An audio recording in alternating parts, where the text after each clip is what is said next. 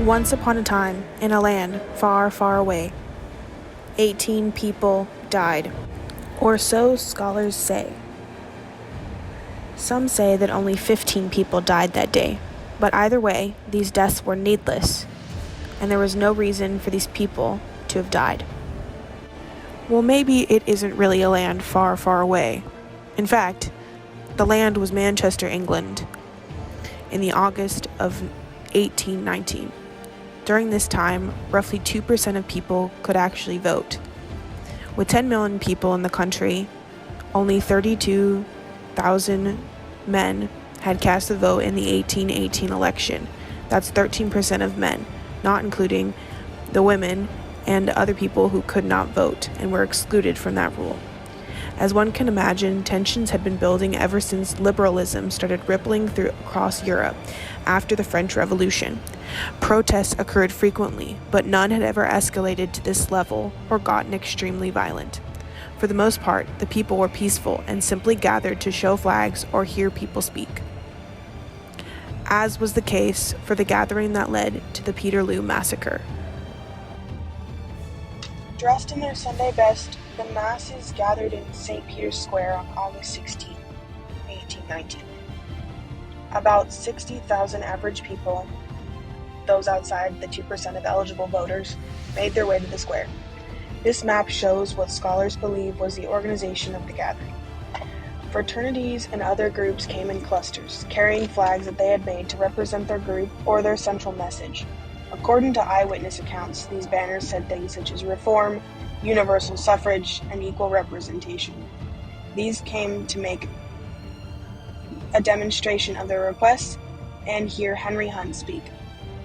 Henry Hunt was a famed orator during this time period and a leader amongst the pro-democratic movement in the country.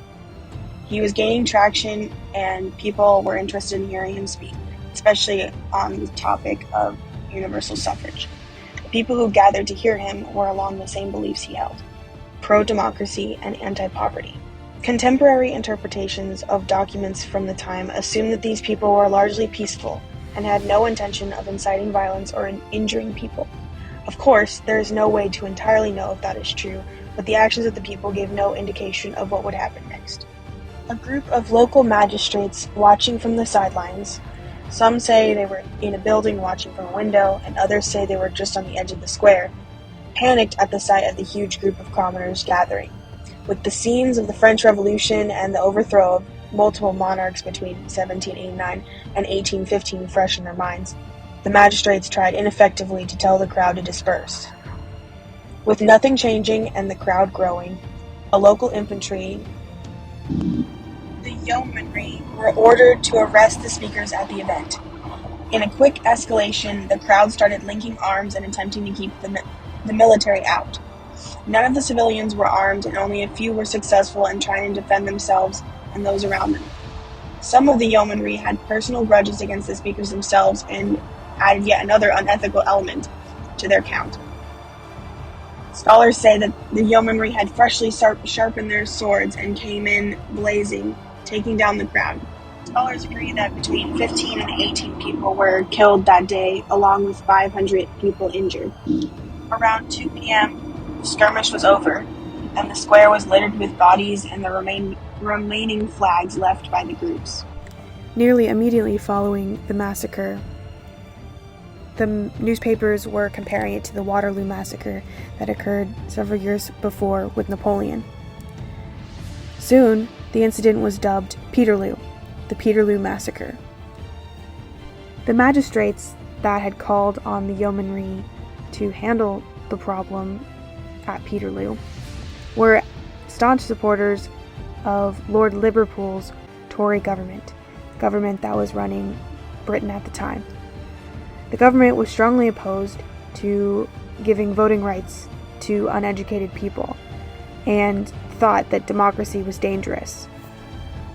Their responses to the Peterloo massacre truly showcased how much they were working to suppress the reform movement and the liberal ideas brought about by the French Revolution and spilling into Great Britain. The 6 Acts decree that came out following Peterloo banned all mass meetings, forbade the carrying of flags, and limited circulations of cheaply made newspapers. Basically anything that the common people could utilize to spread their movement. Despite being detrimental to the movement on the short term, looking at it from a history perspective shows that this massacre launched some of the major labor movement advances in the next few centuries. Late 19th century and early 20th century socialist and independent Labor Party leaders look back to 1819, saying that Peterloo was the birthplace of the modern labor movement. Political activists recognized the bravery that these people showed in the face of the yeomanry and their swords. Eventually, all the sacrifice of the common everyday laborers who were involved in the Peterloo Massacre helped bring around the Great Reform Act. Passed in 1832, the Great Reform Act opened up voting to a wider amount of people, even though it wasn't what Henry Hunt called for, which was universal suffrage of all men and women.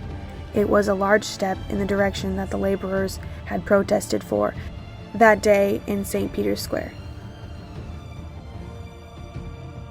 According to Nick Mansfield, director of the People's History Museum in Manchester, Great Britain, he says, Peterloo is a critical event not only because of the number of people killed and injured, but because ultimately it changed public opinion to influence the extension of the right to vote and give us the democracy we enjoy today. It was critical to our freedoms. Not only was the labor movement improved and pushed forward by the Peterloo Massacre, but also suffrage and the push for democracy was improved. Even though this was not the fairy tale that I made it out to be at the beginning, this is still an influential story, an event that happened that still impacts the world and the progression of history as we understand it.